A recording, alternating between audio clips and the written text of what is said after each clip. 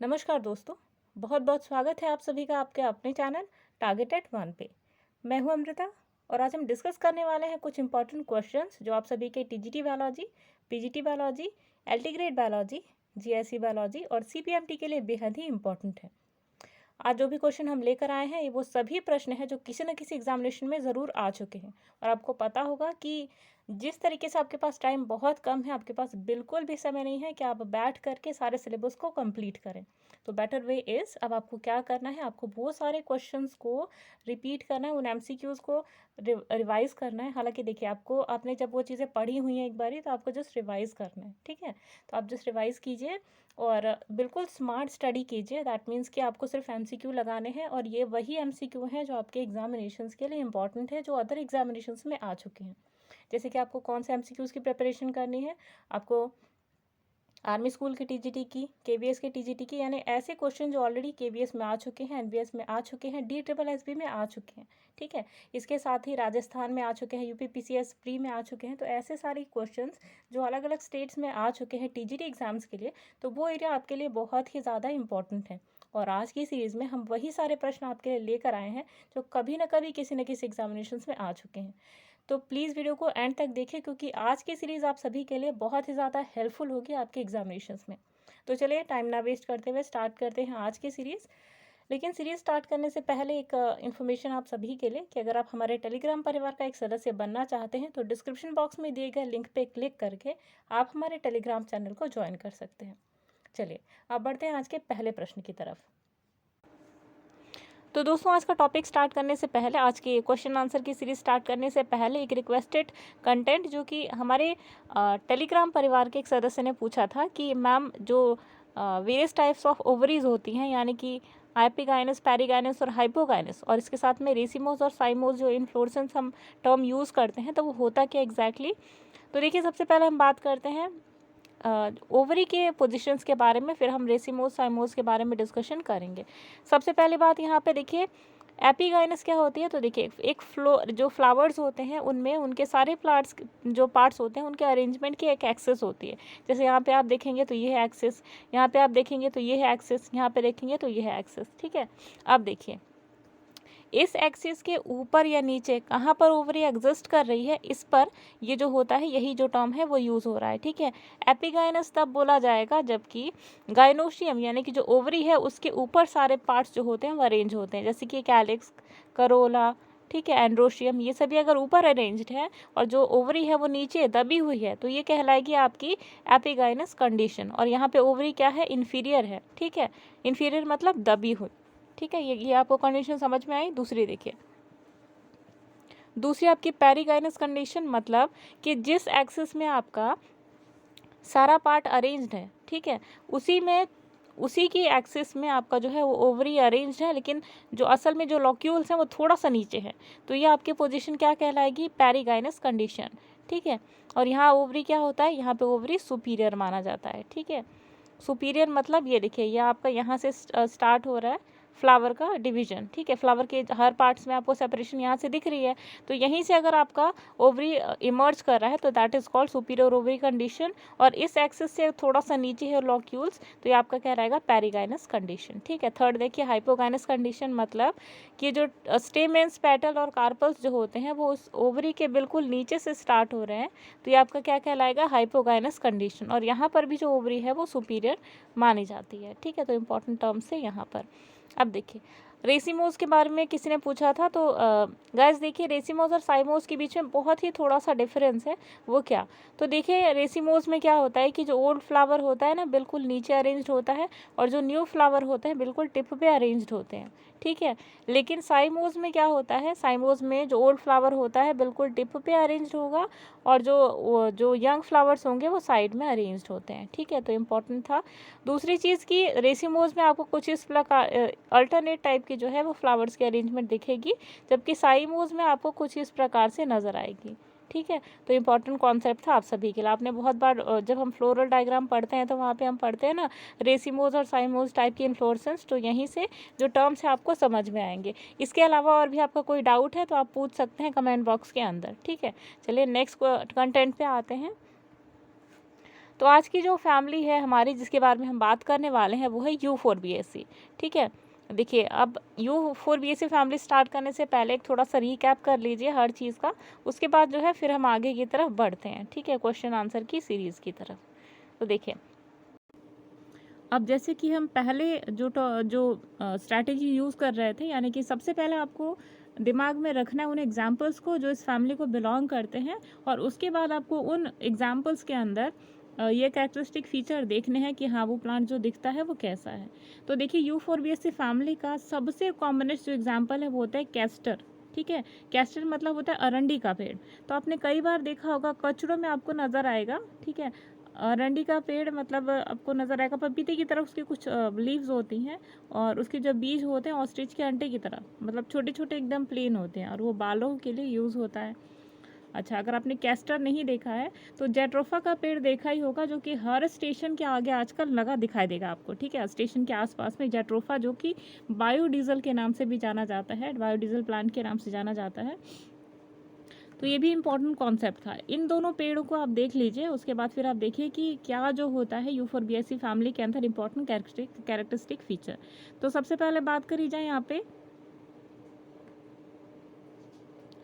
तो सबसे पहले बात है देखिए यहाँ पे हैबिटेट की अगर हम बात करें तो यहाँ पे जो हैबिटेट होता है, तो यहाँ पे हैबिटेट है एनुअल, यानी कि U4BSC का जो प्लांट है वो एक कई यहाँ पे देखिए कई सारे फॉर्म्स में एग्जिस्ट करता है। ठीक है, सिर्फ एक कोई फॉर्म नहीं है इसका, कई सारे फॉर्म्स है, मतलब हर्ब्स की तरह भी एग्जिस्ट करता है, श्रब्स की तरह भी और ट्रीज़ की तरह भी एग्जिस्ट करता है। ठीक है, दूसरी चीज़ कि मोस्ट इंपॉर्टेंट कॉन्सेप्ट यहाँ पे ये है कि यहाँ पे जो ज़्यादातर प्लांट्स होते हैं दीज आर ज़ेरोफाइटिक, मतलब वो सब मरुस्थलीय एडेप्टेशन को लिए हुए होते हैं।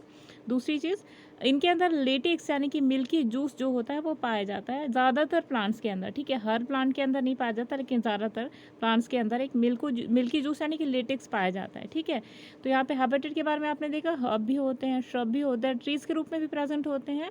बेसिकली एनुअल पेरेनियल होते हैं, मतलब एक साल के अंदर जो पूरी मैच्योरिटी होती है जिसमें इनके फ्लावरिंग, फ्रूटरिंग, ठीक है, डेवलपमेंट सब कुछ आ जाता है एक साल के अंदर अंदर। ठीक है, रूट देखिए तो रूट सिस्टम इनका टैप रूट सिस्टम होता है, और स्टेम जो होता है वो हर्बीवोरस होता है। ठीक है, तो इम्पॉर्टेंट कॉन्सेप्ट था आप सभी के लिए। अब लीव्स की बात करी जाए तो लीव्स यहाँ पे आपकी कैसी हैं, सारी की सारी सेसाइल लीव्स होती हैं। ठीक है, अब देखिए यहाँ पे स्टेम कैसा होता है, तो हर्बेशियस होता है, कई बार फ्लैशी भी होता है और कई बार स्पाइनी भी होता है। हर्बेशियस में देखिए तो जो छोटे पौधे हैं जिनमें जैसे आपके कई बार घासें होती होंगी, आपने कुछ इस प्रकार से घासें देखी होंगी, कॉपर लीफ का नाम सुना होगा आपने। ठीक है, एक ऐसा प्लांट जिसकी लीफ जो होती है बिल्कुल कॉपर कलर की होती है। ठीक है, तो उसे कॉपर लीफ प्लांट बोला जाता है। तो ये भी इसी फैमिली को बिलोंग करता है। तो इसका जो स्टेम होता है हर्बेशियस यानी कि हर्ब होता है, वो छोटे पौधे होते हैं। जबकि फ्लैशी अगर बात करी जाए देखिए, तो जैसा आपने देखा होगा 10 o'clock का जो फ्लावर होता है उसी टाइप का जो होता है, ऐसी और भी जो मेडिसिनल प्लांट है जो कि U4BSC फैमिली के अंतर्गत आते हैं। स्पाइनी देखा जाए तो स्पाइनी में आपका सबसे बेस्ट एग्जाम्पल आपका जेट्रोफा है। ठीक है, इसके साथ अगर आप देखें तो कैस्टर भी है, कैस्टर पे भी आपको कांटे कांटे नज़र आएंगे। तो ये है आपका स्टेम का कैरेक्टरिस्टिक फीचर। लीव्स की बात करी जाए तो लीव्स यहाँ सारी सेसाइल होती हैं, और जो कुछ फैमिलीज आपको मिलेंगी जो कि पैट्यूलेट होती हैं। अब सेसाइल और पैट्यूलेट का मतलब क्या है, ये आपकी लीफ है। ठीक है, ये जो आप देख रहे हैं ये कहलाता है पैट्यूल। तो अगर लीफ के पास ये है तो आपकी लीफ पैट्यूलेट कहलाएगी, अगर नहीं है यहीं से डायरेक्टली स्टेम से अटैच्ड है तो आपकी पैट्यूलेट कहलाएगी। ठीक है, तो ये आपका एक एग्जाम्पल था एक इमेज के थ्रू समझने के लिए। लीव्स अल्टरनेटली प्रेजेंट होते हैं, यानी कि एक लीफ यहाँ पर है तो दूसरी लीफ यहाँ, फिर यहाँ पे तो यहाँ। ठीक है, इस तरीके से। फिर यहाँ पे एक जनरल टेंडेंसी देखी जाती है लीव्स की रिडक्शन की, यानी कि जैसे जैसे लीफ ऊपर की तरफ बढ़ती चली जाएगी जो इसके नंबर है वो कम होते चले जाएंगे, यानी नीचे जो लोअर मोस्ट पार्ट होता है मेच्योर्ड होता है वहाँ पे लीव्स ज़्यादा होती हैं। ठीक है, कई बार आप यहाँ पे जो लीव्स होंगे उनके अंदर आप स्पाइंस को देखेंगे, कई बार यहाँ जो स्पाइंस होते हैं या स्केल्स टाइप के प्रोजेक्शंस आप देखेंगे। तो ये भी इंपॉर्टेंट फीचर होता है जो कि किसी भी फैमिली में आपको नहीं मिलेगा। ठीक है, चलिए भी इन्फ्लोरेसेंस की बात करते हैं। तो इन्फ्लोरेसेंस यहाँ पे होता है रेसिमोस और साइमोस टाइप। रेसिमोस साइमोस कैसे अभी हमने डिस्कस किया आपके सामने। ठीक है, कई बार साइंथियम जो है ये भी नज़र आता है। ठीक है, साइंथियम अगर आपको डाउट है तो कमेंट बॉक्स में लिख दीजिएगा, हम आपके लिए पूरा कंटेंट लेकर आएंगे किस तरीके से साइंथियम का जो है वो प्लेसमेंट नज़र आता है फ्लावर्स के साथ। ठीक है, देखिए सायंथम यहाँ पे सिंगल नेकेड फ्लावर होता है जिसके सेंटर में छोटे छोटे छोटे फ्लावर्स अरेंज्ड होते हैं, ठीक है। अब देखिए 5 इनवॉल्यूक्रल ब्रैक्ट्स होते हैं जो उसको फ्लावर को कवर करके रखते हैं, और एक एक्साइल, जो एक्साइल होता है हर एक फ्लावर का, वो नेकेड वहाँ पे मेल फ्लावर रहते हैं, ठीक है।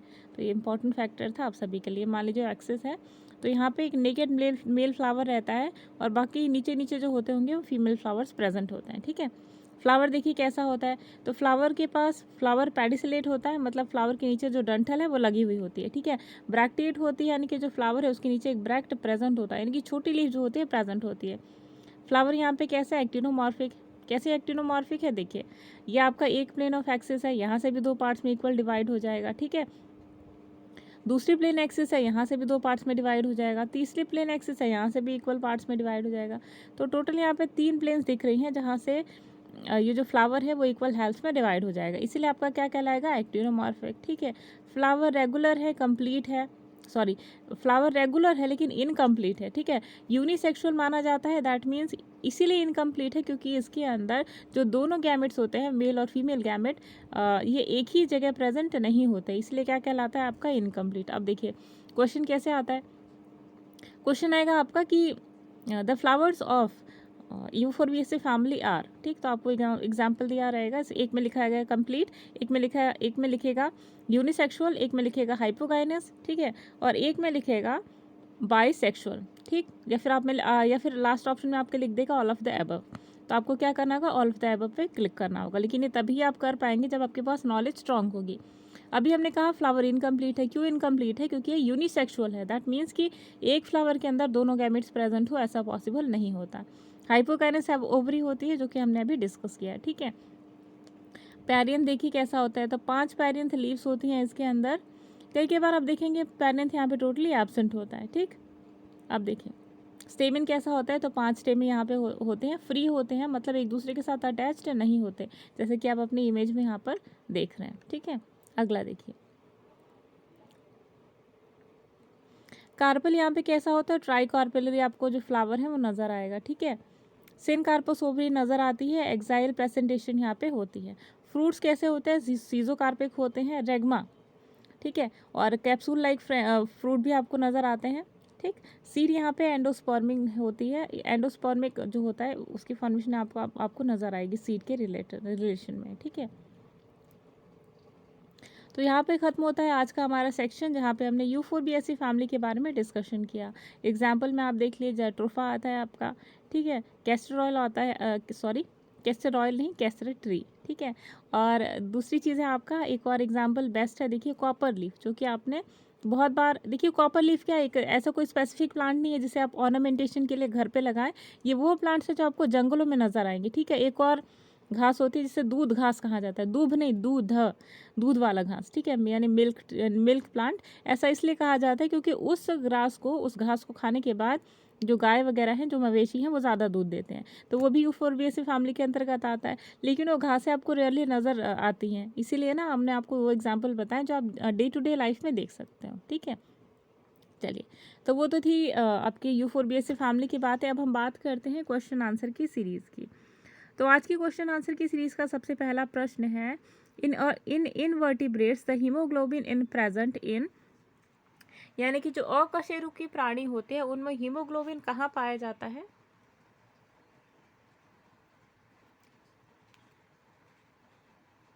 तो आज की क्वेश्चन आंसर की सीरीज का सबसे पहला प्रश्न है, in invertebrates the haemoglobin in present in, यानी कि जो अकशेरुकी प्राणी होते हैं उनमें हीमोग्लोबिन कहाँ पाया जाता है।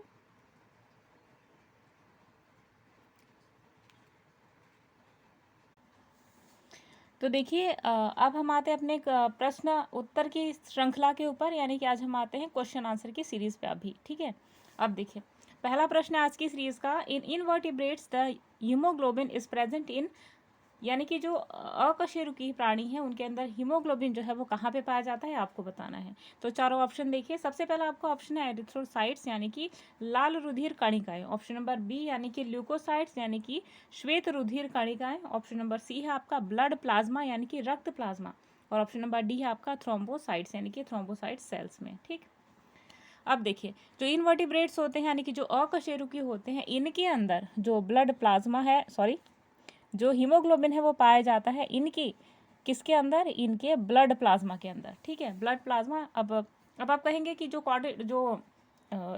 वर्टिब्रेट्स होते हैं उनमें तो ऐसा नहीं पाया जाता, तो यही तो इंपॉर्टेंट फीचर है जो इन्हें अलग बनाता है वर्टिब्रेट से इनवर्टिब्रेट को। ठीक है, दूसरी चीज़ कि जितने भी वर्टिब्रेट्स हैं ना, इनके आरबीसी के अंदर जो है वो रेड कलर का पिगमेंट पाया जाता है जिसे हीमोग्लोबिन बोला जाता है, और इसीलिए इनका जो ब्लड होता है वो सभी रेड कलर का नज़र आता है। लेकिन आपने बहुत रेयरली केस में देखा होगा कि जो इनवर्टिब्रेट्स हैं इनके अंदर आपको रेड कलर का जो है वो नज़र आए ब्लड। ठीक है, बहुत ही रेयरली आप देखेंगे, जैसे अर्थवॉर्म है, ठीक है, इसके अंदर आपको नज़र आएगा रेड कलर का ब्लड। ठीक है, तो इंपॉर्टेंट फैक्ट था आप सभी के लिए। चलिए अगले प्रश्न पे आते हैं। ये क्वेश्चन आपके लिए इसलिए इंपॉर्टेंट क्योंकि ऑलरेडी आपकी यूपी पीजीटी 2016 में आ चुका है। ठीक है, तो इसे आपको एस्ट्रिक मार्क करना है। अगला क्वेश्चन देखिए, which of the following has an open circulatory system, यानी कि निम्न में से किसमें खुली परिसंचरण तंत्र जो होता है वो होता है। तो चारों ऑप्शन देखिए। ऑप्शन नंबर 1 है पैरीप्लानेटा यानी कि तिलचट्टा। ऑप्शन नंबर बी है आपका हिरुडिनेरिया यानी कि जोंक। ऑप्शन नंबर सी है आपका ऑक्टोपस, और ऑप्शन नंबर डी है आपका फैरिटिमा। तो क्वेश्चन के अकॉर्डिंग जो आपका करेक्ट आंसर निकल कर आता है दैट इज ऑप्शन नंबर ए यानी कि पैरीप्लानेटा। ठीक है, तो पैरीप्लानेटा क्या है, पैरीप्लानेटा यानी कि जो कॉकरोच होता है इसमें आपको ओपन सर्कुलेटरी सिस्टम जो है वो नज़र आता है। अब ओपन और क्लोज मतलब होता क्या है तो जान लीजिए। ओपन मतलब होता है कि अगर देखिए, एक ये है आपका ओपन और यह है आपका क्लोज्ड। ठीक है, देखिए ओपन मतलब कि जो ब्लड जो है, जो हमारा सर्कुलेटरी सिस्टम के अंदर जो फ्लूइड है, ठीक है, वो वेसल्स के अंदर ना फ्लो करके बॉडी के सारे ऑर्गन्स के अंदर फ्लो कर रहा है, सॉरी, बॉडी के सारे बॉडी में एकदम फ्रीली फ्लो कर रहा है, तो ये आपका कहलाएगा ओपन सर्कुलेटरी सिस्टम। क्लोज्ड में क्या होता है कि वेसल्स जो होती है ना, इन्हीं के अंदर ब्लड फ्लो करता है। ठीक है, पूरी बॉडी के अंदर यूं ही रोटेट नहीं करता, तो ये आपका क्या कहलाता है, क्लोज सर्कुलेटरी सिस्टम।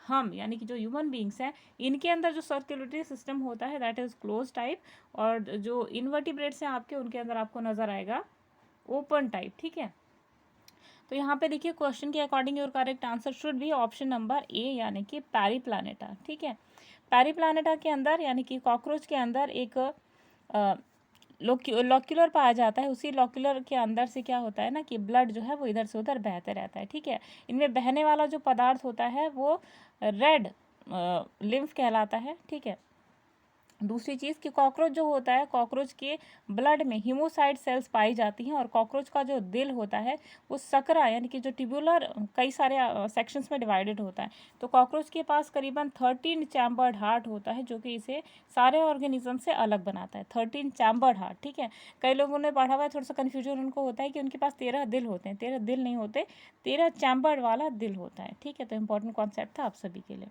अगले प्रश्न पे आते हैं। अगला प्रश्न है आपका, antenna of cockroach consist of what, यानी कि जो एंटीना होता है कॉकरोच का वो किसके द्वारा बना हुआ होता है, ये आपको ध्यान रखना है। तो चारों ऑप्शन देखिए। ऑप्शन नंबर 1 है आपका 1 सेगमेंट, ऑप्शन नंबर बी है आपका 3 सेगमेंट, ऑप्शन नंबर सी है आपका 5 सेगमेंट, और ऑप्शन नंबर डी है आपका मैनी सेगमेंट्स।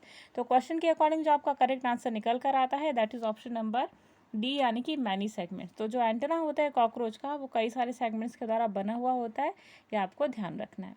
चलिए अगले प्रश्न पे आते हैं। अगला प्रश्न है आपका, open type blood vascular system is found in what, यानी कि ओपन टाइप का जो ब्लड वैस्कुलर सिस्टम होता है वो किसके अंदर पाया जाता है, ये आपको बताना है। ठीक है, ऑप्शन नंबर 1 है आपका अर्थवर्म, ऑप्शन नंबर बी है लिजर्ड, ऑप्शन नंबर सी है आपका कॉकरोच, और ऑप्शन नंबर डी है आपका टोड। तो ये क्वेश्चन आप सभी के लिए, और इस क्वेश्चन का आंसर आप सभी को कमेंट बॉक्स में देना है। चलिए अगले प्रश्न पे आते हैं। अगला प्रश्न है, 2 pairs of wings in cockroach are situated in what, यानी कि जो कॉकरोचेस होते हैं उनकी शरीर पे जो 2 पेयर्स यानी कि 2 जोड़ी पंख होते हैं वो कहाँ पे अटैच्ड होते हैं, आपको बताना है। तो चारों ऑप्शन देखिए। ऑप्शन नंबर ए है prothorax and mesothorax, option number B है mesothorax and metathorax, option number C है प्रोथोरैक्स एंड मेटाथोरैक्स, और ऑप्शन नंबर डी है first and second abdominal segments. तो क्वेश्चन के according your correct answer should be option number B, यानी कि जो मेसोथोरैक्स होते हैं और मेटाथोरैक्स होते हैं ना, यहीं पे अटैच्ड होते हैं पंख। कैसे अटैच्ड होते हैं, ये देखिए आपका कॉकरोच का ये हेड है, ये क्या है थोरैसिक रीजन, और ये क्या है टेल। ठीक, थोरैसिक रीजन 3 पार्ट्स में डिवाइडेड होता है। पहला होता है बीच का देखिए मिजो है, ठीक है, लास्ट का मेटा है, और ये क्या है प्रोथोरेक्स, ठीक।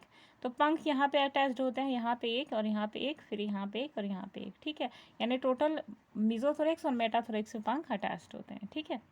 अगला क्वेश्चन देखिए, excretory product of cockroach is what. बहुत इंपॉर्टेंट है आपकी टीजीटी एग्जामिनेशंस के लिए, ठीक है, तो इसको आपको एस्टेरिक मार्क करना है।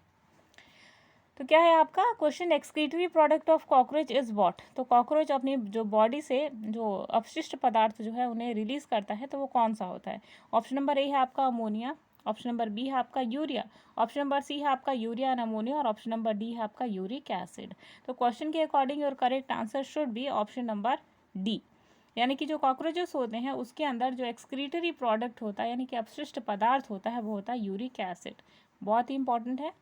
अच्छा, यही यूरिक एसिड अगर ह्यूमन बींग्स की जॉइंट में चला जाए तो इंसान को क्या हो जाता है, अर्थराइटिस लाइक सिम्टम्स आने लगते हैं। दैट मीन्स कि जॉइंट फोल्ड नहीं होता, जॉइंट्स में सूजन आ जाती है, उठने बैठने में प्रॉब्लम होने लगती है, और बिल्कुल सुबह सुबह यानी कि जैसे आप बेड पे से सोकर उठते हो ना, उस टाइम आपके जॉइंट्स में बहुत ही ज़्यादा असहनीय दर्द होता है। तो किसके कारण होता है, यूरिक एसिड के कारण, ठीक है।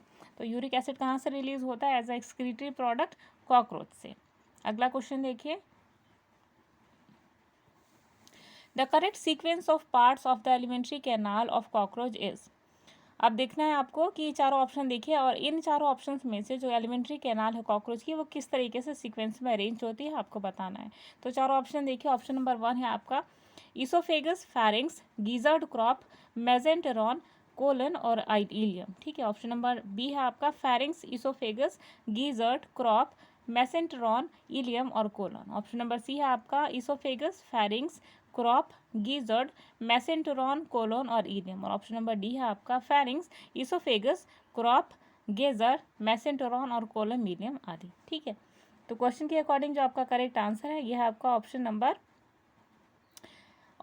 है आपका। यहाँ पे देखिए किस तरीके से सीक्वेंशली अरेंज होता है। तो सबसे पहले आपका क्या अरेंज होता है, फेरिंग्स, ठीक।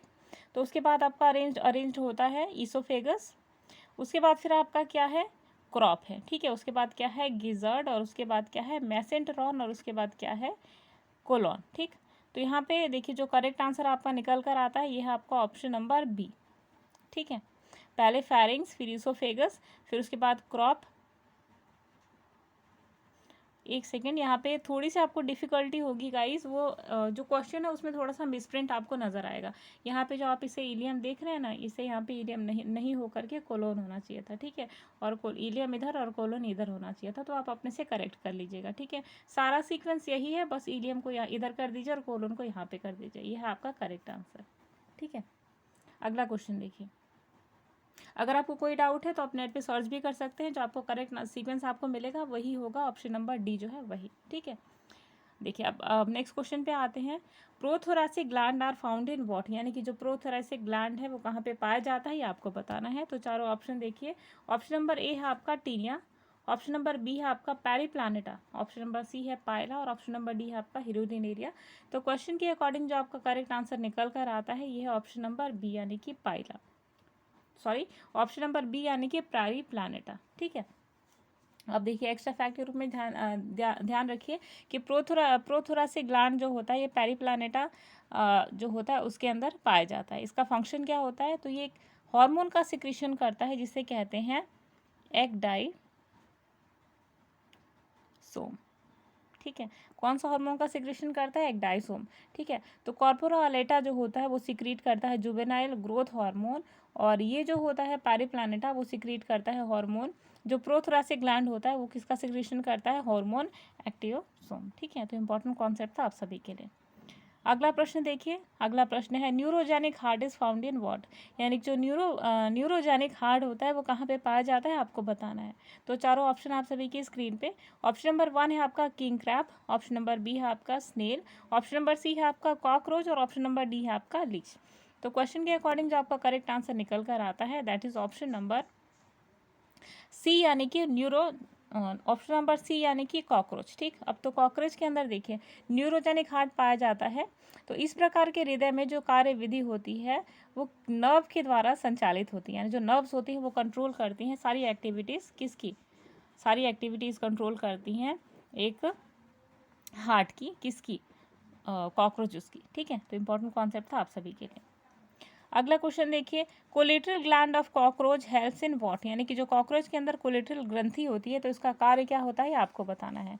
तो चारों ऑप्शन देखिए, ऑप्शन नंबर 1 है आपका डाइजेशन, ऑप्शन नंबर बी है आपका कॉपुलेशन, ऑप्शन नंबर सी है आपका फॉर्मेशन ऑफ कोकून, और ऑप्शन नंबर डी है आपका फर्टिलाइजेशन यानी कि इनिशिएशन।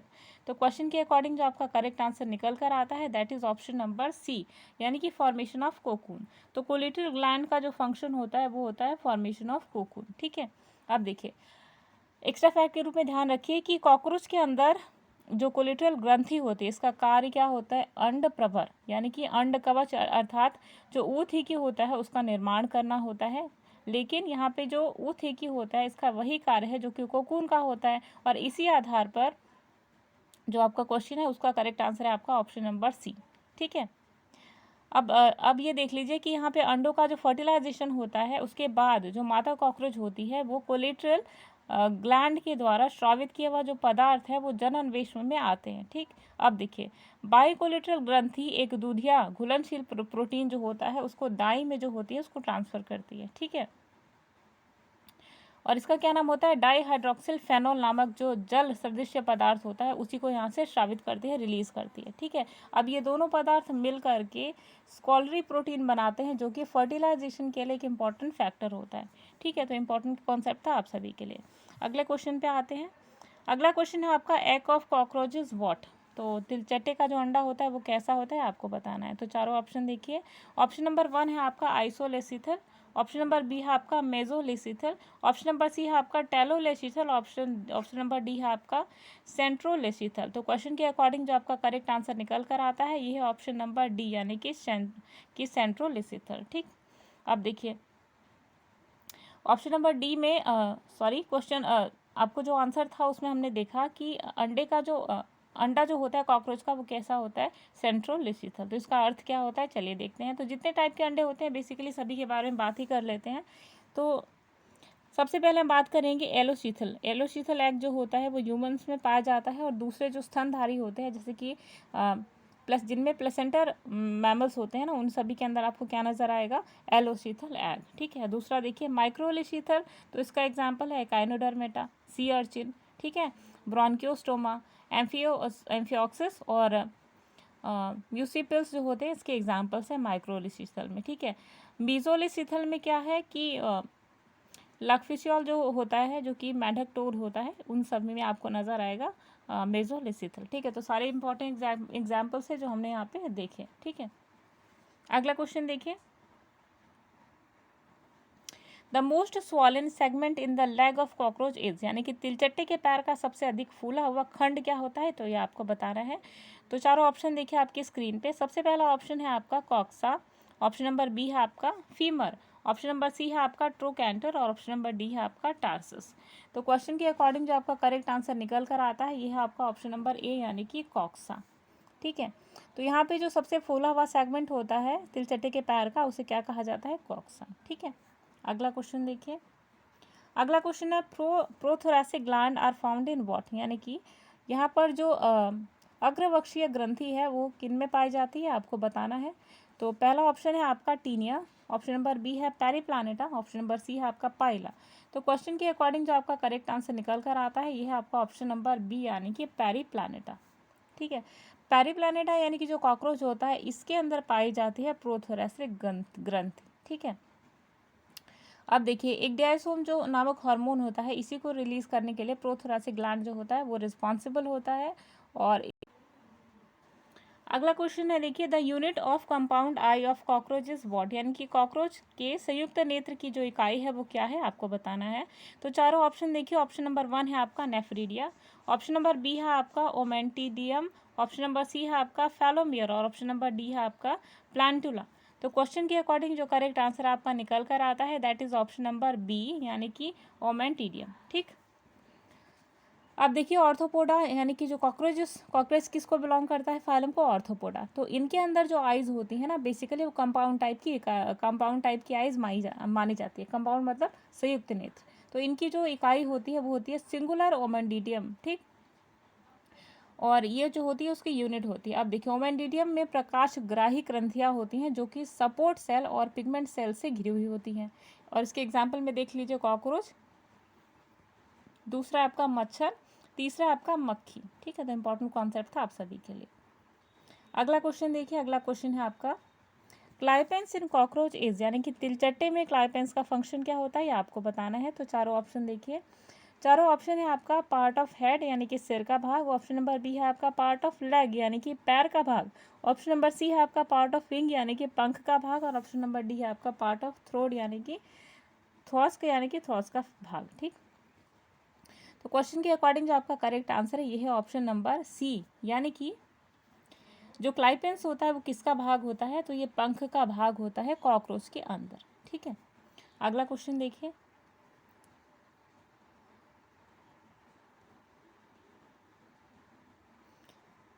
ये जो आप स्क्रीन पे क्वेश्चन देख रहे हैं ये वो क्वेश्चन है जो कि ऑलरेडी हम डिस्कस कर चुके हैं। ठीक है, अब इस क्वेश्चन का आंसर आप सभी को देना है, क्योंकि हम हर बार अपने सेगमेंट में कुछ ऐसे क्वेश्चन रखते हैं जिसका आंसर ऑलरेडी हम बता चुके हैं। अभी आपके ऊपर डिपेंड करता है कि आपने कितने अटेंटिवली क्लासेस को अटेंड किया है, कितने अटेंटिवली जो सीरीज़ है उनको देखा है, इसलिए आप इस क्वेश्चन को आंसर कर पाएंगे, वरना नहीं।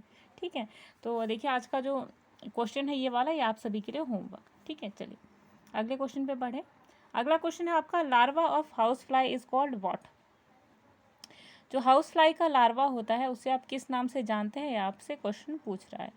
तो चारों ऑप्शन आप सभी के स्क्रीन पे, ऑप्शन नंबर 1 है आपका निम्फ, ऑप्शन नंबर बी है आपका इमैगो, ऑप्शन नंबर सी है आपका मैगोट, और ऑप्शन नंबर डी है आपका टम्बलर। तो क्वेश्चन के अकॉर्डिंग जो आपका करेक्ट आंसर निकल कर आता है that is option number C, यानी कि घरेलू मक्खी जो होती हैं, जो छोटी छोटी काली काली जनरली आपके घरों में उड़ती हुई नजर आती हैं, इनका जो लार्वल फॉर्म होता है ना उसे कहा जाता है मैगोट। ठीक है, थोड़ा सा फनी लग रहा होगा, लेकिन गाइस देखिए पढ़ाई ऐसी ही करनी है, आपको स्ट्रेस नहीं लेना है। हाँ, स्ट्रेस लीजिए पॉजिटिव वे में कि हाँ आपने आज एक प्रैक्टिस सेट लगाना था तो आपने नहीं लगाया, तो यहाँ पे स्ट्रेस लीजिए। ठीक है, अन्यथा स्ट्रेस मत लीजिए कि क्या होगा क्या नहीं।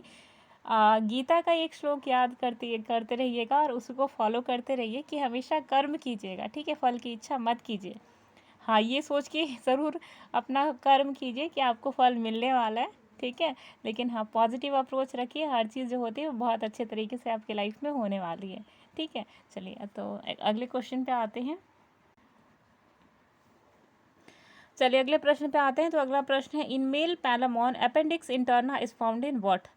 तो चारों ऑप्शन देखिए, पहला ऑप्शन है आपका second abdominal appendages alone, option number B है आपका third and fifth abdominal appendages alone, option number C है आपका फर्स्ट एब्डोमिनल अपेंडेजेस, और ऑप्शन नंबर डी है आपका second and fifth abdominal appendages. तो क्वेश्चन के अकॉर्डिंग जो आपका करेक्ट आंसर निकल कर आता है ये है आपका ऑप्शन नंबर, देखिए आपसे अपेंडेजेस के बारे में पूछा जा रहा है। ठीक है, तो क्वेश्चन के अकॉर्डिंग जो आपका करेक्ट आंसर है ये है आपका ऑप्शन नंबर 1, यानी कि सेकेंड एब्डोमिनल अपेंडेजेस पे पाया जाता है मेल पैलेमन अपेंडिक्स इंटरना जो है वो कहाँ पे पाया जाता है, सेकंड। देखिए जो आपका अपेंडिक्स इस प्रकार सा होता है, इस प्रकार से प्रेजेंट होता है ना, तो इसके सेकंड सेगमेंट में पाया जाता है, सेकंड अपेंडिक्स में पाया जाता है कौन, मेल पैलेमोन अपेंडिक्स इंटरना। ठीक है, अगला question, prawn male genital pores are located in what. जितने भी ये सेगमेंट्स है जिनके बारे में हमने कहा था कि कौन सा जो पार्ट है वो कहाँ पे प्रेजेंट है, तो ये चीज़ आपके लिए बेहद ही इंपॉर्टेंट है, आपके पीजीटी एग्जामिनेशंस के लिए तो बेहद ही इंपॉर्टेंट है, तो इसे पढ़ लीजिएगा। ठीक है, तो ये क्वेश्चन को एस्टेरिक मार्क भी कर लीजिए, ये भी आपके लिए इंपॉर्टेंट है। क्वेश्चन है आपका in prawn male genital pores are located in what. तो चारों ऑप्शन देखिए, ऑप्शन नंबर 1 है आपका second pair of pleopods, option number B है आपका third pair of walking legs, option number C है आपका fifth pair of walking legs, और ऑप्शन नंबर डी है आपका एंटीन्यूज। तो क्वेश्चन के अकॉर्डिंग जो आपका करेक्ट आंसर निकल कर आता है यह आपका ऑप्शन नंबर सी, यानी कि fifth pair of walking legs. ठीक है, अब देखिए प्रॉन के अंदर एक जोड़ी नर जनन छिद्र चलनपाद यानी कि वॉकिंग लेग्स पाए जाते हैं, और फिफ्थ जोड़ी जो होती है वो कॉक्सी के आंतरिक सतह पर स्थित होती है। थोड़ा सा फनी लगता है ये सब चीज़ें हिंदी में, लेकिन गाइस जिस तरीके से आपको हिंदी में लगता है उसी तरीके से जो इंग्लिश में हम कुछ वर्ड्स देखते हैं तो आपको हंसी वाले लगते हैं। जैसे कि आपने केमिस्ट्री में डाइन वर्ड सुना होगा बहुत लोगों ने, डाई इन होता है, देखिए डाई इन। ठीक है, ये इन आपका रिप्रेजेंट करता है किसको, ये आपका शो करता है डबल बॉन्डिंग को। ठीक है, इन, तो जहाँ पे डबल बॉन्डिंग हुई, डबल बॉन्डिंग 2 बार आती है तो डाई इन हो गया। ठीक है, तो अब आप इसको डायन पढ़ेंगे, लेकिन आपका वो वाला डायन नहीं है जो असल में भूते, चुड़ैल और डायन एग्जिस्ट करती हैं। तो कुछ फ़नी से नेम्स होते हैं जो आपको आपकी एजुकेशन सिस्टम में भी नज़र आएंगे, जिसे आप अपने नज़रिए से फ़नी बना सकते हैं। ठीक है, तो चलिए इसका जो फ़नी एस्पेक्ट था हमने देख लिया। चलिए अब नेक्स्ट पे आते हैं। अगला क्वेश्चन हमारा, excretory organ of prawn is what, यानी कि झींगा मछली के उत्सर्जन अंग क्या है, ये आपको बताना है। तो चारों ऑप्शन देखिए। ऑप्शन नंबर 1 है आपका ग्रीन ग्लैंड, यानी कि ग्रीन ग्रंथि। ऑप्शन नंबर बी है आपका कॉक्सल ग्लैंड, यानी कि कॉक्सल ग्रंथि। ऑप्शन नंबर सी है आपका मालपिगियन टिब्यूल्स, और ऑप्शन नंबर डी है आपका ट्रैकिया। तो क्वेश्चन के अकॉर्डिंग जो आपका करेक्ट आंसर है यह आपका ऑप्शन नंबर ए, यानी कि ग्रीन ग्लैंड। ऑलरेडी हम ये चीज़ें डिस्कस कर चुके हैं। देखिए, लेकिन यहाँ पे क्वेश्चन बदला हुआ है, क्वेश्चन बदला हुआ है, आंसर भी बदला हुआ है, ऑप्शन भी बदला हुआ है, लेकिन कॉन्सेप्ट वही है। ठीक है, जो हम कॉन्सेप्ट अभी डिस्कस कर चुके हैं, पिछली वीडियो में हम बात कर रहे हैं। तो वहाँ पे आपने क्या देखा कि ट्रैकिया जो होता है, ट्रैकिया किससे रिलेटेड, देखिए तो कीटों में जो श्वसन के लिए एक आवश्यक जो अंग होता है वो होता है ट्रैकिया। इंसेक्ट्स में देखेंगे आप, जैसे कॉकरोचेस होते हैं, ठीक है, कॉकरोचेस के अंदर आपको ट्रैकिया मिलेगा। ठीक है, बुक लंग्स बिच्छुएं और मकड़ी में पाए जाते हैं। ग्रीन ग्लैंड्स आपको ऑर्थोपोड फाइलम के जितने भी होते हैं एनिमल, सभी के अंदर पाए जाते हैं। और मालपिगियन टिब्यूल्स जो होते हैं आपके, ये ऑर्थोपोड के जंतु के अंदर उत्सर्जन के लिए प्रेजेंट होते हैं। ठीक है, अब देखिए नेक्स्ट क्वेश्चन पे आते हैं।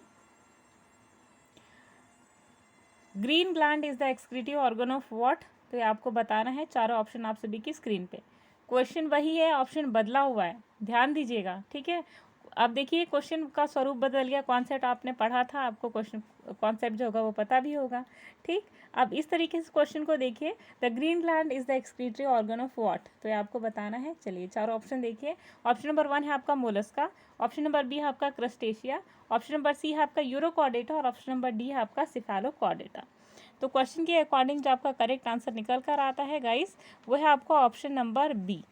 ठीक, ऑप्शन नंबर बी, यानी कि क्रस्टेशियंस के अंदर जो एक्सक्रीटरी ऑर्गन है उसके रूप में ग्रीन ग्लैंड को जाना जाता है। ठीक है, तो इंपॉर्टेंट कॉन्सेप्ट था आप सभी के लिए।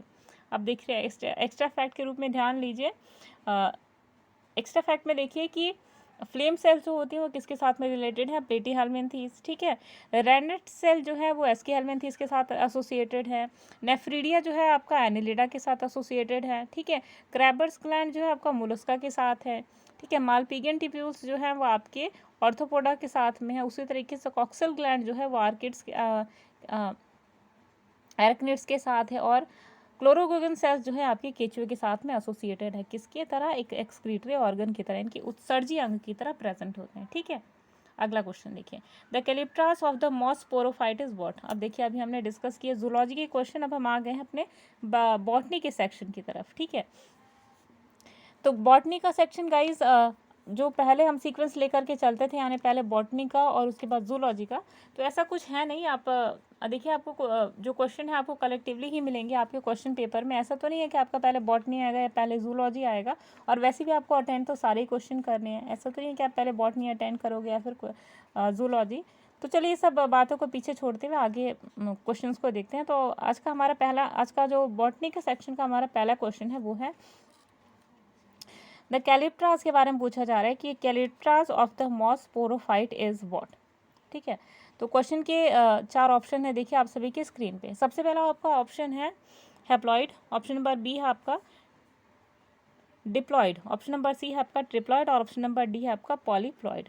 तो क्वेश्चन के अकॉर्डिंग जो आपका करेक्ट आंसर निकल कर आता है ये है ऑप्शन नंबर 1, यानी कि जो कैलिप्ट्रास होते हैं मॉस स्पोरोफाइट के अंदर, that are always haploid in nature, यानी कि अगुणित होते हैं। ठीक है, तो कैलिप्ट्रा क्या होती है, एक लेयर होती है सेल की जो कि प्रोटेक्ट करती है डेवलपिंग स्पोरोफाइट की। ठीक है, और ये किसके अंदर पाई जाती है, मॉसेस के अंदर और लिवरवर्ट्स के अंदर। ठीक है, एक और इम्पॉर्टेंट चीज़ कि यहाँ पे जो हुड होता है ना, हुड कैप्सूल जो होता है, ये कहाँ पे प्रेजेंट होता है, वेंट्रल वॉल पे प्रेजेंट होता है आर्चिगोनियम के। ठीक है, तो ये इंपॉर्टेंट कॉन्सेप्ट था आप सभी के लिए। अगला क्वेश्चन देखिए, which of the following is anacrogynous in nature, यानी कि निम्नलिखित में से किसकी प्रकृति एनेक्रोगाइनस होती है। ठीक है, तो चारों ऑप्शन देखिए। सबसे पहला ऑप्शन है आपका पोरेला, ऑप्शन नंबर बी है आपका पैलिया, ऑप्शन नंबर सी है आपका पोगोनेटम, और ऑप्शन नंबर डी है आपका फ्रूलानिया। तो क्वेश्चन के अकॉर्डिंग जो आपका करेक्ट आंसर निकल कर आता है that is option number B, यानी कि पैलिया। तो पहले के अंदर जो है आपको वो एक्रोगाइनस कंडीशन जो है, एनाक्रोगाइनस कंडीशन जो है वो नज़र आती है। ठीक है, अब देखिए निमेटोडेंस जो होते हैं, ये दूसरा निमेटोडस वो एनिमल वाला नहीं है, ये है निमेटोडोंटस। पेरिस्टोम जो होता है वो कहाँ पे मिलता है? पॉलीट्राइकम के अंदर, पोगोनेटम के अंदर। ठीक, पोगोनेटम के अंदर जो पेरिस्टोम होता है वो जस्ट बिलो होता है ऑपरकुलम के। ठीक है, ऑपरकुलम क्या होती है? ओपनिंग होती है कैप्सूल के पास की। ठीक है, तो ऑपरकुलम के जस्ट नीचे होता है जो करीबन 32 से लेके 16 पेरिस्टोमियम टीथ के द्वारा बना हुआ होता है। ठीक है, तो नोमैटोडनस जो कंडीशन होती है पेरिस्टोम की, ये टीथ ऑफ पेरिस्टोम जो होते हैं यहाँ पे वो काफ़ी सॉलिड कंपाउंड के द्वारा बने हुए होते हैं, और यहाँ पे बंडल्स ऑफ डेड सेल्स जो होती हैं इन्हीं के द्वारा ये सॉलिड कंपोनेंट जो होता है वो बना हुआ होता है। ठीक है, तो इंपॉर्टेंट कॉन्सेप्ट था आप सभी के लिए। अगला क्वेश्चन देखिए,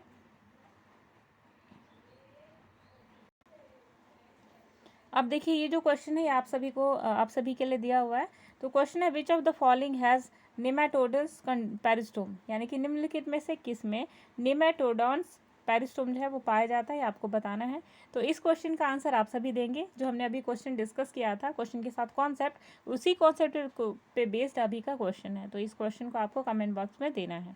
चारों ऑप्शन देखिए, सबसे पहला ऑप्शन है आपका स्फैग्नम, ऑप्शन नंबर बी है आपका फ्यूनारिया, ऑप्शन नंबर सी है आपका पोगोनेटम, और ऑप्शन नंबर डी है आपका नॉन ऑफ दीज। तो क्वेश्चन के अकॉर्डिंग यहाँ पे जो आपका करेक्ट आंसर है ये आपको बताना है। ठीक है, आपने सोचा होगा कि मैं यहाँ पे जस्ट आंसर बताने वाली हूँ तो ऐसा नहीं है, आंसर आप लोग बताइएगा। ठीक है, चलिए अगले क्वेश्चन पे आते हैं।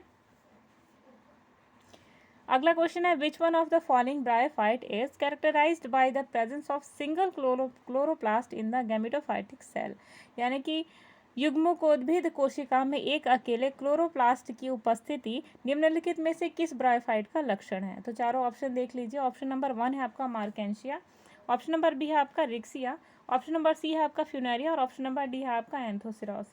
तो क्वेश्चन के अकॉर्डिंग जो आपका करेक्ट आंसर निकल कर आता है ये है आपका ऑप्शन नंबर डी, यानी कि एंथोसिरोस। ठीक है, एंथोसिरोस जीनस जो है वो हॉर्नवर्ड जो है उसको बिलोंग करता है, इसे हॉर्नवर्ड जीनस जो है उसको बिलोंग करता है। फैमिली क्या है? एंथोसिरोटेसी। ठीक है, और ये किसको रिफर करता है? तो हॉर्न शेप्ड जो स्पोरोफाइट्स होते हैं इसको रिफर करता है ये। ठीक है, दैट रेप्रेजेंट्स एंथोसिरोस। ठीक है, एंथोसिरोस जो होते हैं ब्रायोफाइट्स के अंदर ब्रायोफाइट्स के अंतर्गत आते हैं, और इनका एक स्पेशल कैरेक्टरिस्टिक फीचर होता है presence of single chloroplast in gametophytic cell. ठीक है, अगला क्वेश्चन देखिए, the brown coloured outgrowth existing over the petiole and rhizome of fern is known as what? Fern के पर्णवृंत और प्रकंद पर आच्छादित भूरे रंग की जो ऊर्ध्वार्ध को क्या कहते हैं आपको बताना है। तो चारों ऑप्शन देखिए। ऑप्शन नंबर 1 है आपका पिन्ना, यानी कि पृच्छक, ऑप्शन नंबर बी है आपका scale leaf, option number C है आपका स्केलिंग, और ऑप्शन नंबर डी है आपका रेमेंटा। तो क्वेश्चन यहाँ पे चारों ऑप्शन देख लीजिए। चारों ऑप्शन में जो आपका करेक्ट आंसर है ये है आपका ऑप्शन नंबर डी, यानी कि रेमेंटा। अब देखिए जो ब्राउन कलर्ड आउटग्रोथ होती है, जो एग्जिस्ट करती है, जो पैटियोल होता है और राइजोम होता है फर्न का, वहाँ से, और उसे क्या कहा जाता है? रेमेंटा। ठीक, अगला क्वेश्चन देखिए। अब आप सोचेंगे कि इतने बड़े बड़े क्वेश्चन हम आप सभी के सामने लेकर आ रहे हैं, तो डरिएगा नहीं, क्वेश्चन आपका सिंपल ही है, बस थोड़े लैंग्वेजेस बड़े कर दिएगा। अभी तो बड़े एग्जाम्स में अपीयर हो रहे हैं ना टीजीटी पीजीटी में, तो छोटा एग्जाम तो है नहीं। ठीक है, तो क्वेश्चन भी तो बड़े बड़े आएंगे आपके। चलिए तो क्वेश्चन देखिए, in a section through antheridial chamber the antheridia appears in the bunch and are enclosed in a chamber with cell layer thick roof, which genus should it be? आपको कुछ कैरेक्टरिस्टिक फीचर बताए गए हैं और उसके basis पे आपको बताना है कि किस जीनस के बारे में हम बात कर रहे हैं। ठीक है, तो देखिए पहला ऑप्शन है आपका रिक्सिया, ऑप्शन नंबर बी है आपका मार्केंशिया, ऑप्शन नंबर सी है आपका एंथोसिरोस, और ऑप्शन नंबर डी है आपका फ्यूनेरिया। ठीक है, अब हिंदी में एक बार देख लीजिए कि प्रश्न क्या है।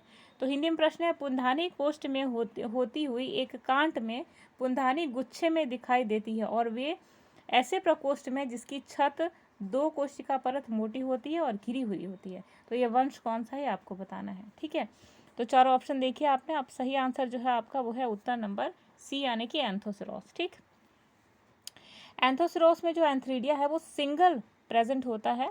ठीक है, और कई बार ग्रुप्स में भी प्रेजेंट होता है, लेकिन ये कैविटी के द्वारा कवर्ड होता है जिसे एंथ्रीडियल चैम्बर कहा जाता है। ठीक है, कैविटी में प्रेजेंट होता है, कैविटी के ऊपर नहीं, कैविटी के अंदर प्रेजेंट होता है एंथ्रीडिया। तो ग्रुप में होगा या फिर सिंगल होगा, ठीक है। यही जो चैम्बर होते हैं ये आगे चल करके डॉर्सल सरफेस जो होता है थैलस का, इसका निर्माण करते हैं। डॉर्सल मतलब पिछला जो सेक्शन, पिछला जो हिस्सा होता है ना, उसका निर्माण करते हैं, ठीक है। अब देखिए जो एंथ्रीडिया है ये बंच में अपीयर होता है और एक चैम्बर के अंदर इनक्लोज होता है, और एक सेल, ये जो सेल, एक सेल लेयर थिक द्वारा ये जो कवरिंग है आपकी वो नज़र आती है, ठीक है। तो इम्पोर्टेंट कॉन्सेप्ट था इस क्वेश्चन से रिलेटेड। अगला क्वेश्चन देखिए, the origin of sporogenous tissue in from amphithecium is, यानी कि बहिस्थिसिम में बीजाणु जनन ऊतक की उत्पत्ति कहाँ से होती है, तो ये आपको बताना है। तो चारों ऑप्शन देखिए, ऑप्शन नंबर 1 है आपका एंथोसेरॉस, ऑप्शन नंबर बी है आपका मर्केंशिया, ऑप्शन नंबर सी है आपका पोरेला, और ऑप्शन नंबर डी है आपका पैलिया। तो क्वेश्चन के अकॉर्डिंग जो आपका करेक्ट आंसर निकल कर आता है दैट इज ऑप्शन नंबर ए, यानी कि एंथोसेरॉस, ठीक है। अब देखिए एंथोसेरॉस में स्पोरोजिनस टिश्यू जो होता है वो डेवलप करता है एम्फीथीशियम से, ठीक है। और यहाँ से आपने एक इम्पॉर्टेंट कॉन्सेप्ट सीखा कि देखिए क्वेश्चन आपके ऑलरेडी पीजीटी में आ चुका है, इसलिए इसको भी आपको क्या करना है, एस्टेरिक मार्क कर देना है। Very important it is. जितने भी हम आपको एस्टेरिक मार्क करवाते हैं ये वही क्वेश्चन है जो कि एक्सपेक्टेड है आपके एग्जामिनेशंस में, ठीक है। सारे क्वेश्चन नहीं गाइज, लेकिन हाँ आपको इस तरीके से लेना चाहिए कि ऑलरेडी किसी न किसी एग्जामिनेशन में, जैसे आपके जितने भी यूपी पीसीएस प्री में एग्जामिनेशंस में क्वेश्चन आते हैं, पूरी उम्मीद है 92% आपकी उम्मीद है कि वहाँ से सारे क्वेश्चन, बेसिकली जो ज़्यादातर क्वेश्चन आपके पीजीटी बायोलॉजी के एग्जामिनेशन में देखे जाते हैं, ठीक है। तो इन क्वेश्चन को आपको ऐसे रैंडमली नहीं लेना है, इसको बहुत ही सिंसियरिटी से लेना है। जितने भी क्वेश्चन पे हम एस्टेरिक मार्क लगवाते हैं, ठीक है। चलिए अगला क्वेश्चन देखें, septate and branched rhizoids are found in what, यानी कि पटिल एवं शाखित मूलाभास जो पाए जाते हैं वो कहाँ पाए जाते हैं, तो आपको बताना है। चारों ऑप्शन देखिए, ऑप्शन नंबर 1 है आपका रिक्सिया, ऑप्शन नंबर बी है आपका मार्केंशिया, ऑप्शन नंबर सी है आपका एंथोसेरॉस, और ऑप्शन नंबर डी है आपका फ्यूनेरिया। तो क्वेश्चन के अकॉर्डिंग जो आपका करेक्ट आंसर निकल कर आता है that is option number D, यानी कि फ्यूनेरिया। तो फ्यूनेरिया एक ऐसा जीनस है जिसके अंदर अप्रॉक्सीमेटली 210 स्पीशीज ऑफ मॉस जो होती है वो एग्जिस्ट करती हैं, ठीक। फ्यूनेरिया जो होती है उसकी रूट का जो स्ट्रक्चर है वो कैसा होता है, राइजोइड्स की तरह। राइजोइड का फंक्शन क्या होता है, पानी को सोखना, ठीक है। तो जड़ की तरह इसका फंक्शन होता है। तो यहाँ पे जो राइजोइड्स होती है, ब्रांच होती है, फिलामेंटस होती हैं, सेप्टेट होती हैं, और मल्टी सेलुलर जो होती हैं यहाँ पे प्रेजेंट होती हैं, ठीक है। अब देखिए राइजोइड्स जब एक्सपोज होती हैं लाइट के प्रेजेंस में, ठीक है, तो कई सारे उसके अंदर जो क्लोरोप्लास्ट हैं वो पैदा होते हैं। अब जो राइजोइड है ना वो एंकरिंग और एब्जॉर्बिंग फूड की तरह फंक्शन, अब जो फंक्शन होता है राइजोइड्स का वो क्या हो जाता है, एंकरिंग एंड फूड एब्जॉर्बिंग। तो इंपॉर्टेंट कॉन्सेप्ट था आप सभी के लिए, ठीक है। अगला क्वेश्चन देखिए, in which of the following characteristic bryophytes differ from the green algae, यानी कि निम्नलिखित लक्षणों में से ब्रायोफाइटा किस लक्षण को हरित शैवालों से भिन्न है, यानी किस लक्षणों में कौन से ऐसे लक्षण हैं, कैरेक्टरिस्टिक फीचर हैं जिनसे एल्गी जो है वो ब्रायोफाइट से अलग है, आपको बताना है। वेरी इंपॉर्टेंट क्वेश्चन, आपके टीजीटी के लिए इंपॉर्टेंट है, तो इसे आपको एस्टेरिक मार्क कर लेना है। चारों ऑप्शन देखिए, ऑप्शन नंबर 1 है आपका photosynthetic pigment that is chlorophyll A and chlorophyll B, option number B nature of photosynthates, यानी कि फोटोसिंथेट्स का प्रकार, ऑप्शन नंबर सी है आपका स्ट्रक्चर ऑफ गैमेटेंजिया, यानी कि जननांगों की संरचना, और ऑप्शन नंबर डी है आपका motile sales produced at the reproductive phase, यानी कि जनने की अवस्था में उत्पादित चल कोशिकाएं, ठीक है। तो क्वेश्चन के अकॉर्डिंग जो आपका करेक्ट आंसर बनता है that is option number C, यानी कि स्ट्रक्चर ऑफ गैमेटेंजिया, ठीक है। अब देखिए एक्स्ट्रा फैक्ट के रूप में आप ध्यान रखिएगा कि ब्रायोफाइट्स के अंदर जो गैमेटेंजिया है वो जननांगों की संरचना यहाँ पे हरित शैवालों से भिन्न होती है। गैमेटेंजिया यानी कि जो जननांग होते हैं वो स्टेनेट जैकेट द्वारा ब्रायोफाइट्स में घिरी हुई होती हैं, ठीक है। तो ये इंपॉर्टेंट कॉन्सेप्ट है आपको जानने के। चलिए तो आज की सीरीज के नेक्स्ट क्वेश्चन पे आते हैं। अगला क्वेश्चन है septate and branch rhizoids are found in, यानी कि पट्टिल एवं शाखित मूलाभास पाए जाते हैं। तो क्वेश्चन देखिए, उसके 4 ऑप्शन है आप सभी की स्क्रीन पे। सबसे पहला ऑप्शन है आपका रिक्सिया, ऑप्शन नंबर बी है आपका मार्केंशिया, ऑप्शन नंबर सी है आपका एंथोसेरॉस, और ऑप्शन नंबर डी है आपका फ्यूनेरिया। तो क्वेश्चन के अकॉर्डिंग जो आपका करेक्ट आंसर है that is option number B, यानी कि ऑप्शन नंबर डी, यानी कि फ्यूनेरिया। अब देखिए सेप्टेट और ब्रांच राइजोइड्स की बात करी जा रही है, तो सबसे पहले जानिए राइजोइड्स का फंक्शन क्या होता है। तो rhizoids have similar function as roots. आपको पता है कि रूट्स का फंक्शन होता है वाटर और न्यूट्रिएंट्स को अब्जॉर्ब करना, तो यही सिमिलर फंक्शंस राइजोइड्स में भी देखे जाते हैं। राइजोइड्स जितने भी थैलोफाइट्स होते हैं उनमें एक इंपॉर्टेंट और कैरेक्टरिस्टिक फीचर के रूप में जाना जाता है। तो सेप्टा मीन्स होता है वॉल, ठीक है। तो राइजोइड्स में अगर वॉल आ रही है या फिर ब्रांचिंग नज़र आ रही है तो ये जो स्पेसिफिक फीचर है वो किसके अंदर नज़र आता है ये आपको बताना है। तो ये आंसर था आपका ऑप्शन नंबर डी यानी कि फिनेरिया। अब देखिए फिनेरिया की लगभग 210 जो प्रजातियां हैं मॉसेस की, उनके अंदर आपको सेप्टेट और ब्रांच राइजोइड्स जो है वो नज़र आते हैं। तो फिनेरिया यहाँ पे फिनेरिया के पास जो रूट है वो कैसी होती है, रूट की हम बात करें तो रूट जो है आपका राइजोइड के रिजेंबल करता है। तो अगर हम रूट्स कह रहे हैं दैट मीन्स कि we are talking about rhizoids, ठीक है। अगला देखिए राइजोइड्स जो है वो बेस ऑफ द स्टेम से अराइज करता है। तो यहाँ पे देखिए कैसी राइजोइड्स होते हैं, ये आपका स्टेम है और यहाँ टफ्ट में यानी कि गुच्छे में आपको नज़र आती हैं रूट्स। तो रूट्स का यहाँ पे एक ऐसा टाइप होता है एडवेंटिशियस टाइप जो यहाँ पे राइजोइड्स हैं वो नज़र आती हैं, ठीक है। फिलामेंटस होती हैं, सेप्टेट होती है और मल्टी सेलुलर होते हैं, ठीक है।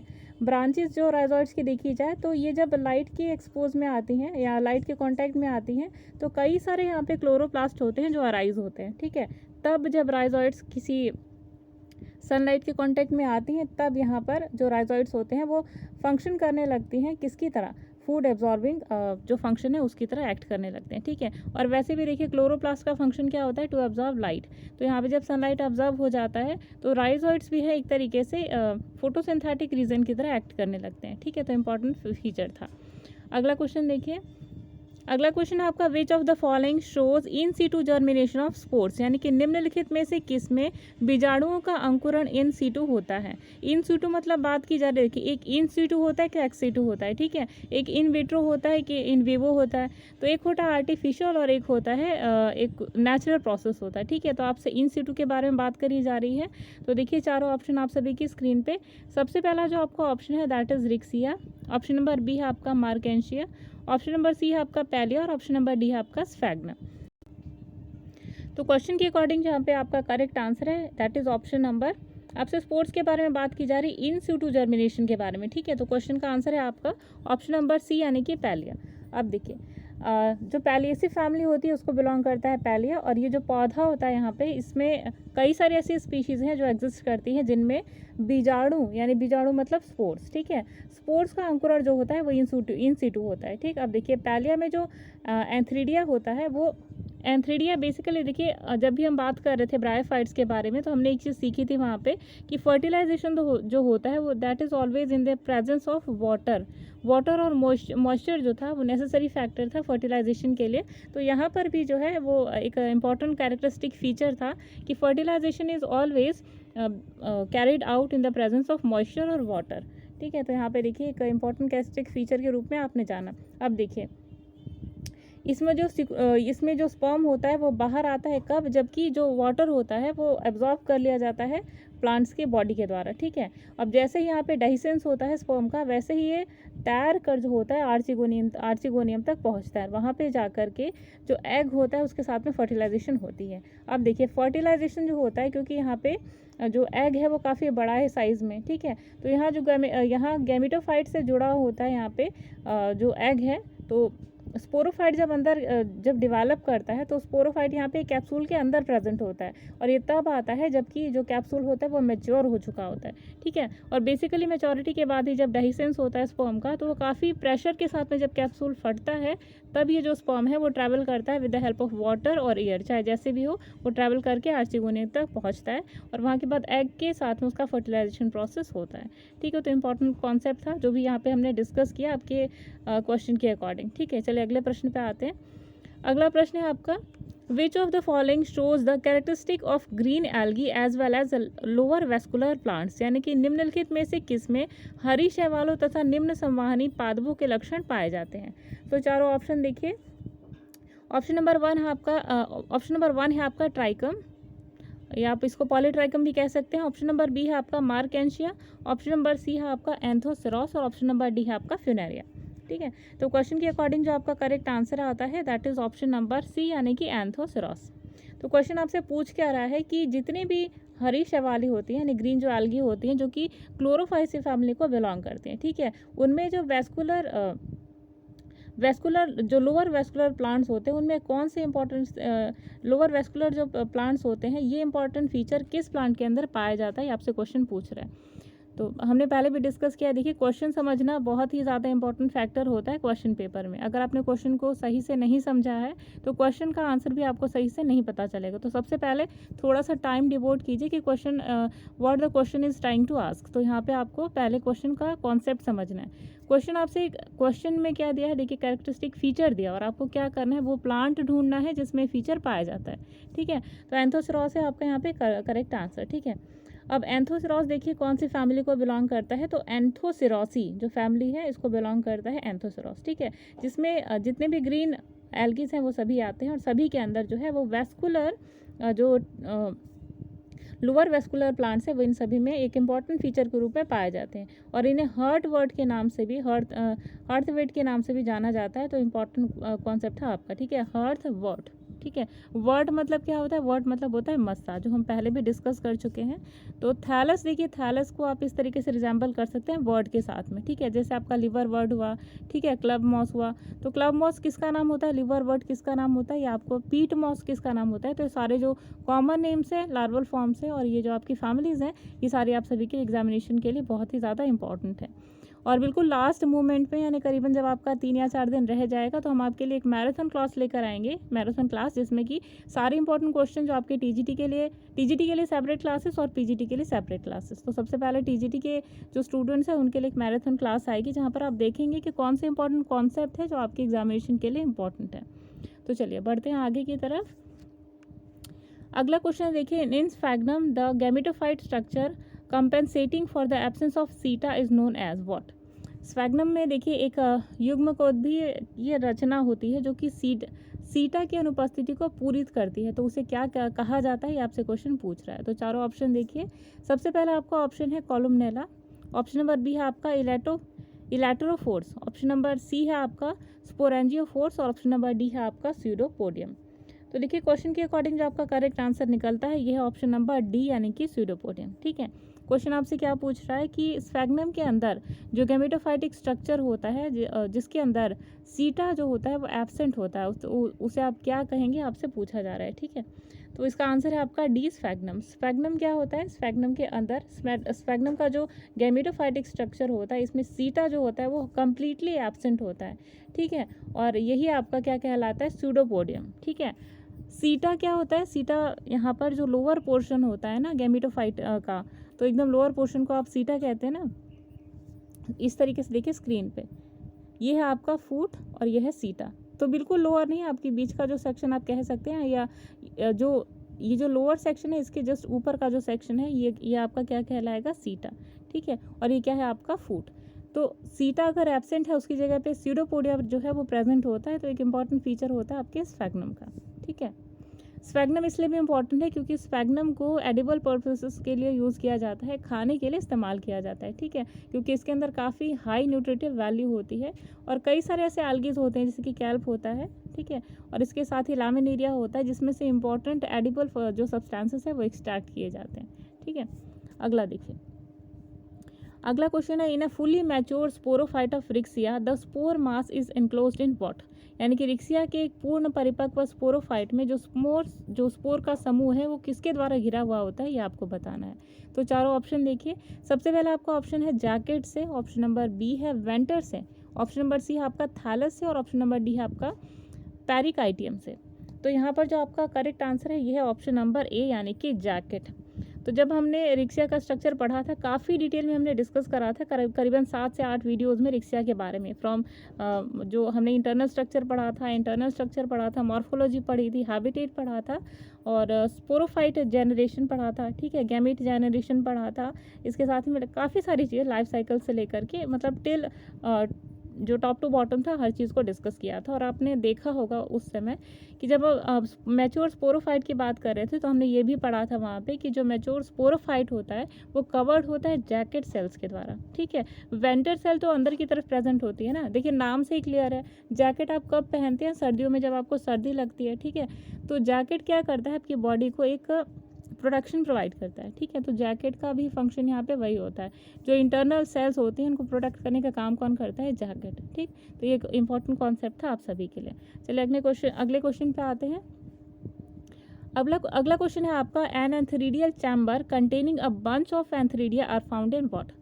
एक एंथ्रीडियल गुहा मतलब होता है चैम्बर या फिर कैविटी। जो बच्चे हिंदी मीडियम के लिए, उनके लिए भी थोड़ी सी डिफ़िकल्टी होगी। तो जो वर्ड्स है हम यहाँ पे जितने भी लैंग्वेजेस में जो जो बोला जाता है हम यहाँ पे डिस्कस कर रहे हैं, ताकि आपको थोड़ी भी डिफ़िकल्टी ना हो यहाँ पे।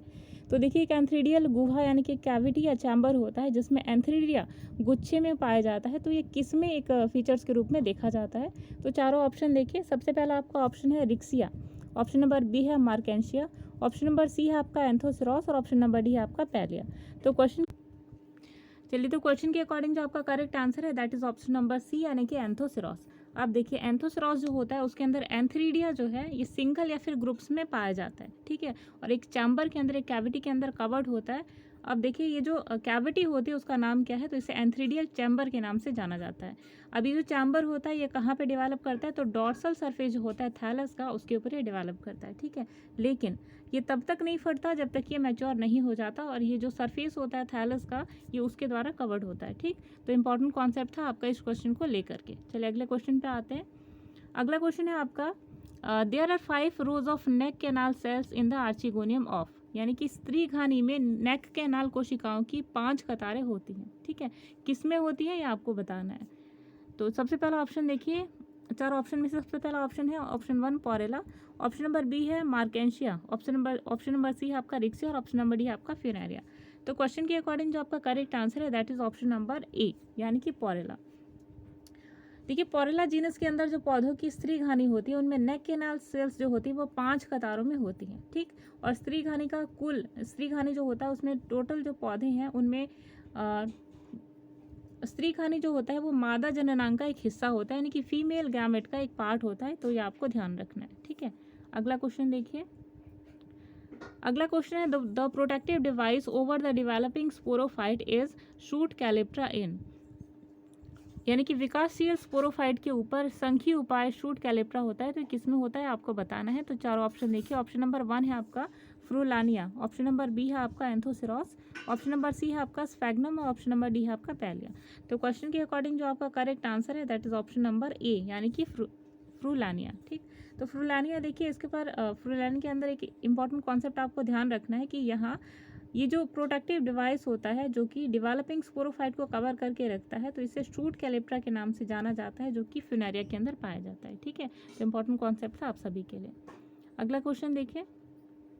तो चलिए, यहाँ पे क्वेश्चन की हमारी जो आज की सीरीज़ है वो ख़त्म होती है, और ये आपकी स्क्रीन पे है कनेक्टिंग लिंक, यानी कि 2 अलग अलग फाइलम के बीच में ऐसे कौन से प्राणी हैं जो कि कनेक्टिंग लिंक के रूप में देखे गए हैं। तो इसको 5-10 मिनट में डिस्कस कर लेते हैं, फिर आज की जो वीडियो है इसको यहीं पर विराम देते हैं, फिर अगले वीडियो पर हम नेक्स्ट सेक्शन में बात करेंगे।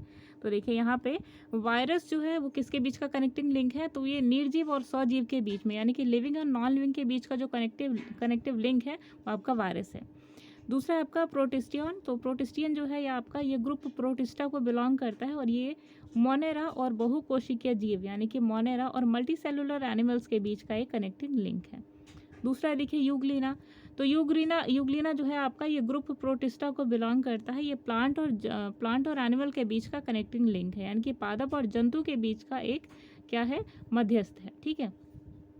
अब देखिए चौथा है आपका प्रोटोस्पोंजिया। तो ये आपके ग्रुप प्रोटिस्टा को बिलोंग करता है, और यहाँ पे प्रोटोजोआ और पोरिफेरा के बीच का एक कनेक्टिंग लिंक है। अगला देखिए पेरीपेटस। तो पेरीपेटस आपका बहुत बार पूछा जा चुका है, 7-8 बार, ठीक है, हर एग्जामिनेशन में। तो पेरीपेटस को आप सबसे पहले याद कर लीजिए, यूग्लिना को याद कर लीजिए, बेलोनोग्लोसिस को भी याद कर लीजिए, ठीक है। ये तीनों इंपॉर्टेंट है, इसको एस्टेरिक मार्क कर लीजिए।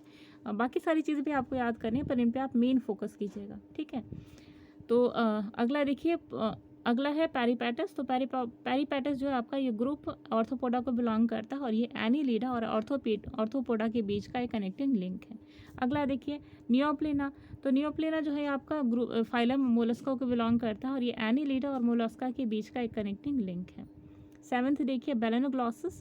तो बेलेनोग्लॉसिस आपका हिमेटोकॉर्डेटा के बीच का हिमेटोकॉर्डेटा ग्रुप को बिलोंग करता है और इकाइनोडर्मेटा और नॉन इकाइनोडर्मेटा के यानी कि ये इकाइनोडर्मेटा और नॉन कॉर्डेट्स और कॉर्डेट्स के बीच का एक कनेक्टिंग लिंक है। अब देखिए ऑप्शन नंबर 8, तो काइमेरिया। तो काइमेरा जो है आपका ये मत्स्य यानी कि फिशेस के जो फाइलम है उसको बिलोंग करता है, पीशियस फाइलम को, ठीक है। और यहाँ पे कार्टिलेजिनस और बोनी फिशेस के बीच का एक कनेक्टिंग लिंक है माना जाता है। नेक्स्ट देखिए 9th, तो यूथ्रेनेप्टेरॉन जो है ये आपकी जीवाश्म यानी कि मत्स्य जो है इनकी फिशेस पाइसेस ग्रुप को बिलोंग करता है और ये पाइसेस और एम्फीबियन के बीच का एक कनेक्टिंग लिंक माना जाता है। अगला देखिए 10th वाला, तो सेथमोरिया जो है ये रेप्टिलिया ग्रुप को बिलोंग करता है और ये भी एक फॉसिल्स है, ठीक है। और ये एम्फीबियन और रेप्टाइल्स के बीच का एक कनेक्टिंग लिंक माना जाता है। अगला देखिए स्फेनॉइड, तो ये आपकी जैप्टीरिया के ग्रुप का माना जाता है और ये एम्फीबियन और रेप्टाइली के बीच का एक कनेक्टिंग लिंक माना जाता है। अगला देखिए आर्कियोप्टेरिक्स, तो आपका आर्कियोप्टेरिक्स जो है ये पक्षी वर्ग का है और ये जीवाश्म के रूप में जाना जाता है और ये सरीसृप और पक्षी के बीच का कनेक्टिंग लिंक देखा जाता है, ठीक है। अब देखिए अंडे देने वाले स्तनधारी, तो ये प्रोटोथीरिया ग्रुप को बिलोंग करते हैं और ये सरीसृप और स्तनधारी के बीच का कनेक्टिंग लिंक माने जाते हैं, ठीक। तो इंपॉर्टेंट कॉन्सेप्ट था आपके एग्जामिनेशन के लिए। तो इनमें से जो आपको इंपॉर्टेंट याद रखना है, सबसे पहला आपका यूग्लिना है, दूसरा है आपका पेरिपेटस, तीसरा है आपका बेलेनोग्लॉसिस, फिर काइमेरा है और उसके बाद आपको आर्कियोप्टेरिक्स, ये याद रखने हैं, ठीक है। इसके अलावा भी आपको याद रखना है पर इन चीज़ों पे आपको ज़्यादा फोकस करना है। तो आज की वीडियो को हम यही ख़त्म करते हैं। उम्मीद है कि आज की वीडियो आप सभी के लिए हेल्पफुल साबित हुई होगी और कोई भी ऐसा कंटेंट है जो कि इनअप्रोप्रिएट लगता है या फिर आप उसे और ज़्यादा एनहांस वे में समझना चाहते हैं या कोई ऐसा टॉपिक जिसमें आपको डिफ़िकल्टी हो रही है, तो कमेंट बॉक्स में आप लिख सकते हैं, ठीक है। आज की सेक्शन में हम क्या कर रहे हैं कि एक फैमिलीज लेकर के चल रहे हैं, जो कि एक रिक्वेस्टेड कमेंट है, ठीक है। हमारे यूट्यूब परिवार के एक सदस्य ने जो डिमांड करी थी फैमिलीज़ के बारे में, तो हम वो फैमिलीज़ लेकर आए हैं। नेक्स्ट सेक्शन हमारा होगा लार्वर फॉर्म का, ठीक है। और उसके बाद फिर जो आप कमेंट बॉक्स में लिखेंगे वो चीज़ों को हम यहाँ पे डिस्कस करेंगे और उसके बाद फिर हम क्वेश्चन आंसर सेक्शन पे आएंगे। तो ये देखिए आपकी स्क्रीन पर ये जो आप लिंक देख रहे हैं हमारे टेलीग्राम चैनल का एक लिंक है। तो ये डिस्क्रिप्शन बॉक्स में दिया गया है लिंक और इस लिंक पे क्लिक करके आप हमारे टेलीग्राम चैनल का एक हिस्सा बन सकते हैं, जहाँ पे आपको डेली PDF, स्टडी मटेरियल और क्वेश्चनर मिलेंगे, जिसके द्वारा आप अपनी तैयारी का जो लेवल है उसको और भी ज़्यादा बेटर कर सकते हैं। तो दोस्तों आज के लिए बस इतना ही। उम्मीद है आज का सेशन जो है आप सभी के लिए हेल्पफुल हुआ होगा। अच्छा लगता है सेशन तो एक लाइक ज़रूर दीजिएगा और जो भी आपके दोस्त मित्र हैं जो आपकी TGT या PGT बायोलॉजी की प्रिपरेशन कर रहे हैं, GIC की, LT ग्रेड की प्रिपरेशन कर रहे हैं, CPMT की या फिर BSc MSc की प्रिपरेशन कर रहे हैं, तो उनके साथ भी आप आज का सेशन शेयर कर सकते हैं। और बस इंतज़ार आप सभी का अभी ख़त्म ही हुआ। अब हम मैराथन क्लास लेकर आएंगे जिसमें हम करीबन 3 या 4 घंटे डिस्कस करेंगे TGT PGT बायोलॉजी के क्वेश्चन को, ठीक है। तो आज के लिए इतना ही दोस्तों। आज के लिए अमृता को दीजिए इजाज़त। मिलते हैं नेक्स्ट वीडियो में, जहाँ पर हम और ज़्यादा क्वेश्चन लेकर आएंगे आपके TGT PGT के लिए एक्सपेक्टेड क्वेश्चन। तब तक के लिए नमस्कार।